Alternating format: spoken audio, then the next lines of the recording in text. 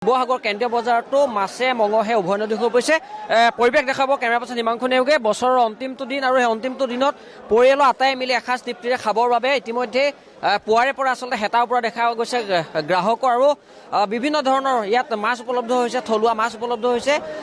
যথেষ্ট 20 কেজি পৰ্যন্ত আচলতে ওজন পৰ্যন্ত বাহু ইয়াত দেখিবলৈ পোৱা গৈছে। চিতল, খৰিয়া, আৰি, পিঠিয়া সকলো ধৰণৰ মাছে ইয়াত উভৈনদী আৰু পুৱাৰে পৰা বিভিন্ন গ্ৰাহক আহিছে আৰু পৰিয়ালৰ আটাইৰে মিলি এসাঁজ খাবৰ বাবে এই ধৰণে মাছ ক্ৰয় কৰা দেখিবলৈ পোৱা গৈছে। সমানে যদি মাংস ক্ৰয় কৰিছে কোনোবাই, কিন্তু মাছৰ ইয়াত পৰিমাণ বৃদ্ধি পাইছে আৰু বিভিন্ন ফিচাৰী মাছ উপলব্ধ হৈ পৰিছে।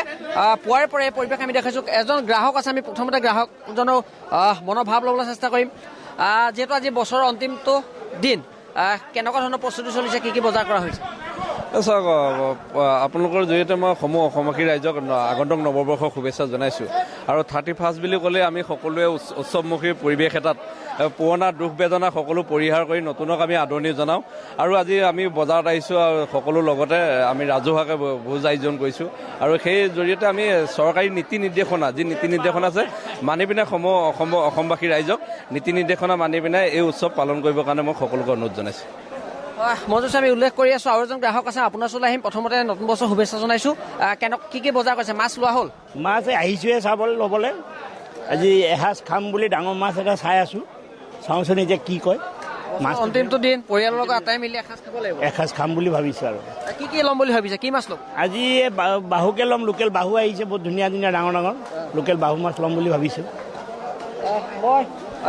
পৰিৱেশ আমি দেখুৱাই আছোঁ কেন্দ্ৰীয় বজাৰ, শিৱসাগৰ কেন্দ্ৰীয় বজাৰ পৰিৱেশ দেখুৱাই আছোঁ। মই এগৰাকী বিক্ৰেতা আছোঁ, আপোনাৰ ওচৰলৈ আহিম। চিতল বাহু কেনেকুৱা ধৰণৰ ইয়াত মূল্য চলি আছে? 1000 টকা চলিছে লোকেলটো। 1000 টকা চিতল 1000 আৰু এনে কি কেনেকুৱা? 600 টকা বিক্ৰী কেনেকুৱা? বিক্ৰী ঠিকে আছে বাৰু, মোটামুটি এতিয়া ঠিকে আছে। কিমান মাছ এইবাৰ আহিছে ইয়াত? থলুৱা মাছে আহিছে প্ৰায়? আহিছে বহুত আছে মাছ, আপোনাৰ ঢেৰ মাছ আহিছে। লোকেল মাছে আহিছে আমাৰ ইয়াত। নাই কমেও 10 কুইণ্টেল ওপৰৰ মাছে আহিছে আমাৰ ইয়াত। হয়, বছৰৰ অন্তিমটো দিন আৰু অন্তিমটো দিনত পৰিয়ালৰ আটাই মিলি এসাঁজ খাবৰ বাবে এনে প্ৰস্তুতি চলাইছে শিৱসাগৰীয়া ৰাইজে। আৰু শিৱসাগৰ কেন্দ্ৰীয় বজাৰত পুৱাৰে পৰা উভৈনদী মাছৰ বজাৰ, আৰু সেই মাছৰ বজাৰত ক্ৰেতা আচলতে দেখিবলৈ পোৱা গৈছে। আমি কেমেৰা পাৰ্চন হিমাংশু নেওগৰ যোগেদি দেখুৱাই আছোঁ পৰিৱেশ।